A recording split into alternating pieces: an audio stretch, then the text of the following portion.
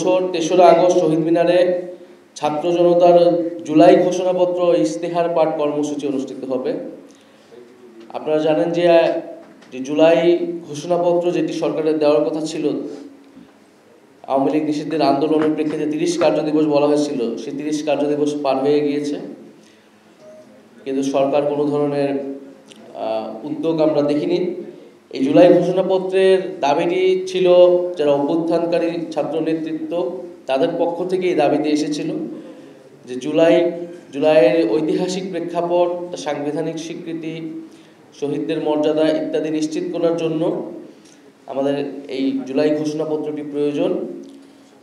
ফলে সরকার যেহেতু এটা তখন বলেছিল সকলের সাথে আলোচনা করে ঐক্যমত্যের মাধ্যমে এটি দিবেন, পরে আওয়ামী লীগ নিষিদ্ধের আন্দোলনের সময় এটি পুনরায় সরকারের প্রতিশ্রুতি দেয়, সেই প্রতিশ্রুতি সরকার রক্ষা করতে পারেনি।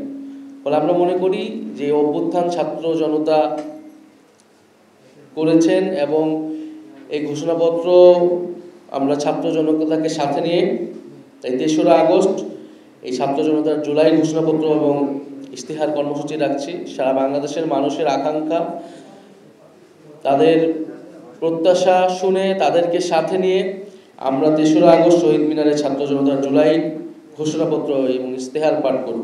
আপনারা জানেন যে আগামী ১ জুলাই থেকে আমাদের যেই জুলাই গণ অভ্যুত্থান, সেই জুলাই গণ অভ্যুত্থানের আমরা বর্ষপূর্তির দিকে যাব।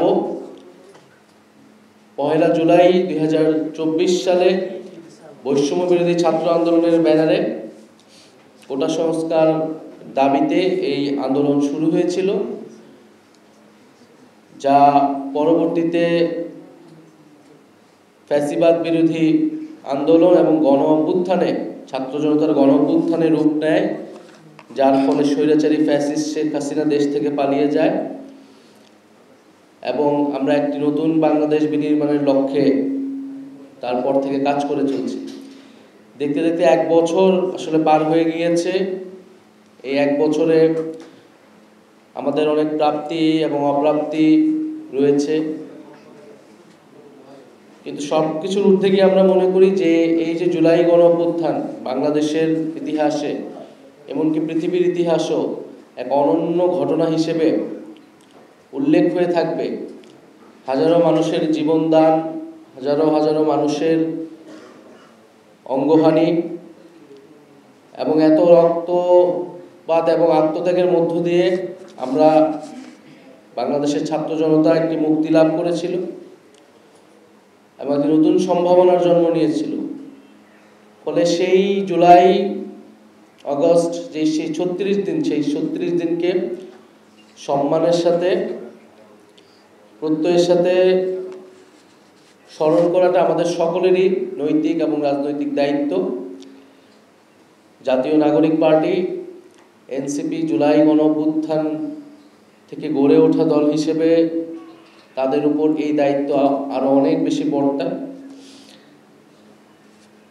আমরা জুলাই গণ অভ্যুত্থান উপলক্ষে জাতীয় নাগরিক পার্টি যে কর্মসূচিগুলো কথা চিন্তা করেছি তা আমি উল্লেখ করছি। আমাদের ১ জুলাই থেকে ৩০ জুলাই পর্যন্ত আমাদের সারা বাংলাদেশ ব্যাপী আমাদের ৬৪টা জেলায় জুলাই পদযাত্রা হবে।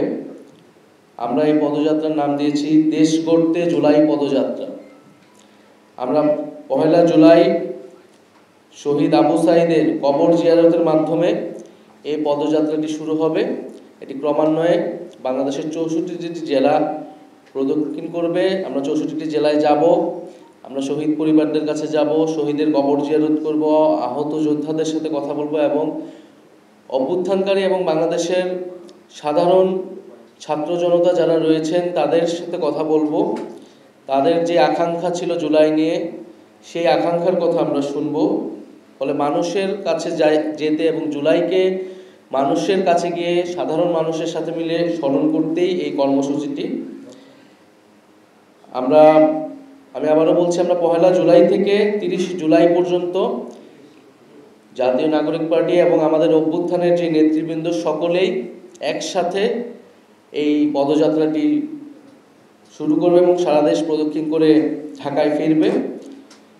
ফলে আমরা এই জুলাই গণঅভ্যুত্থানের পরে যে আকাঙ্ক্ষা নিয়ে আমরা বলেছিলাম নতুন বাংলাদেশ, বাংলাদেশ 2.0, আমরা মনে করি সেই বাংলাদেশ বিনির্মাণের কাজ, রাষ্ট্র পুনর্গঠনের কাজটি এখনও চলমান।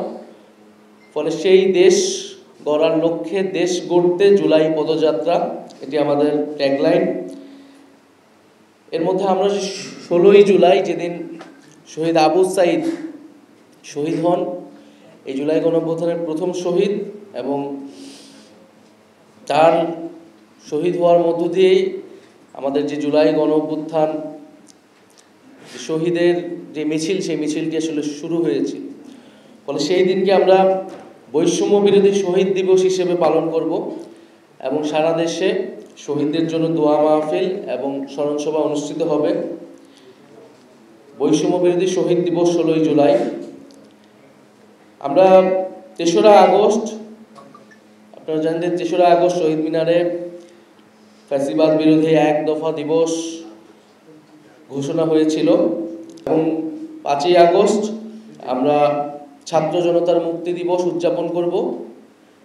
5ই আগস্ট আমরা জানি যে শেখ হাসিনা পলায়নের মাধ্যমে এই গণঅভ্যুত্থান একটা প্রাথমিক বিজয় অর্জন করেছিল এবং বাংলাদেশের মানুষ নতুন করে স্বাধীনতা এবং মুক্তি লাভ করেছিল। ফলে সেই মুক্তি উদযাপনে আমরা 5ই আগস্ট ছাত্র জনতার মুক্তি দিবস উদযাপন করব। আমি যদি সংক্ষেপে আরেকবার বলি, 1 জুলাই থেকে 30শে জুলাই দেশ গড়তে জুলাই পদযাত্রা, এর মধ্যে 16ই জুলাই বৈষম্য বিরোধী শহীদ দিবস পালিত হবে। 3রা আগস্ট শহীদ মিনারে ছাত্র জনতার জুলাই ঘোষণাপত্র ও ইশতেহার পাঠ। 5ই আগস্ট ছাত্র জনতার মুক্তি দিবস উদযাপন। এবং আমাদের এই জুলাই পদযাত্রা বাস্তবায়ন কমিটি গঠিত হয়েছে, যে কমিটির যারা পুরো এই পদযাত্রাটি বা এই পুরো জুলাই মাসের কর্মসূচিটি যারা তত্ত্বাবধান করবেন, বাস্তবায়ন করবেন। সরকার জুলাই মাসের মধ্যে বা 5ই আগস্টের মধ্যে জুলাই সনদের কথাটি বলেছে, যেটা ঐক্যমত্য সংস্কার ঐক্যমত্য কমিশনের মাধ্যমে আলোচনা চলছে।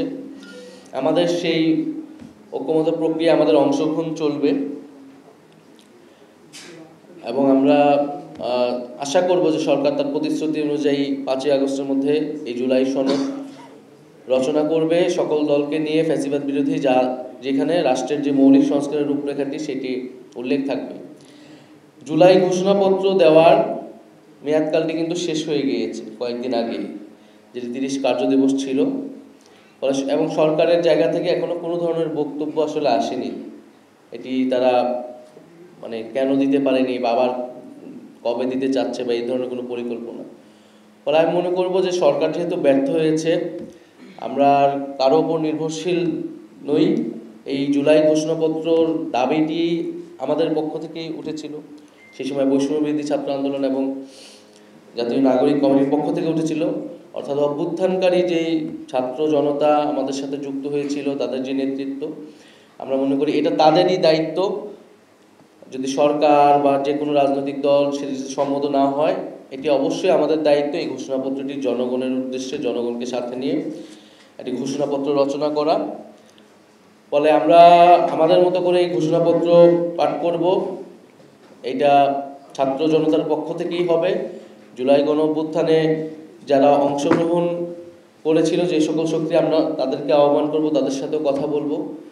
আমরা সকলকে মিলেই এইটি, কিন্তু কেউ যদি সম্মত না হয় সেটা তাদের ব্যাপার, আমরা আমাদের দায়িত্বটা পালন করব।